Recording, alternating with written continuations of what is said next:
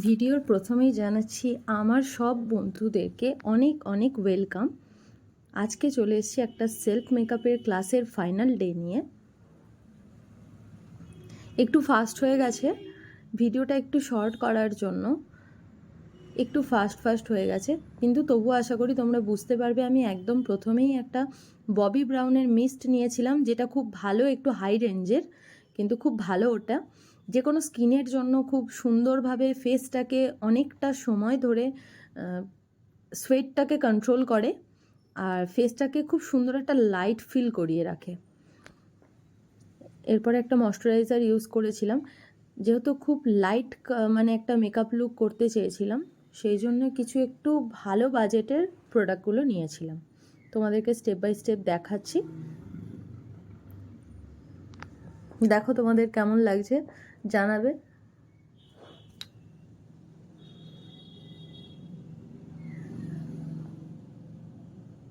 আমি এখানে কনসিল করছিলাম, যেখানে ডিসকালারেশন রয়েছে ফেসে সেগুলোই ঠিক করে নিচ্ছিলাম।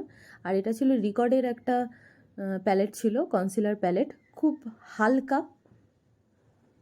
অ্যাকচুয়ালি সেলফ মেকআপে কী হয় যে মেকআপ করার অভ্যেস তো প্রত্যেকের থাকে না, তো শখেতে অনেকেই শিখতে আসে, যার ফলে আমি খুব হালকা জিনিস ব্যবহার করে দেখানোর চেষ্টা করেছিলাম যে খুব সহজভাবে কিভাবে করা যায়।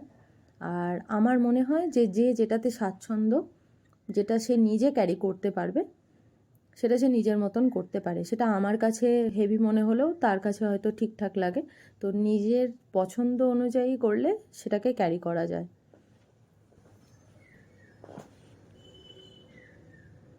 এটা ছিল হোলির আগের দিন, তাই জন্যে সেলফ মেকআপটা কমপ্লিট করে সবাই মিলে একটু আবিরও খেলে নিয়েছিলাম।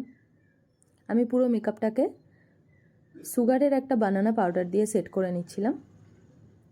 সামারের সময় খুব ভালো করে মেকআপটাকে সেট করাটা ভীষণ দরকার। একটুও যেন কোনো ফেসের কোনো জায়গায় যেন স্টিকি না ফিল হয়, ততক্ষণ অবধি খুব ভালো করে পাউডার দিয়ে সেট করতে হবে। আর পাউডার একটু যদি বেশিও হয়ে যায়, সেটাকে পরে ডাস্ট আউট করে দিলেও হয়ে যাবে। কিন্তু পাউডারটা খুব ভালো করে সেট করলে কি হয়, সোয়েটের প্রবলেমটা অনেক দেরিতে আসে। তুমি বাইরেও যদি থাকো, সোয়েটের প্রবলেমটা অনেক দেরিতে আসে।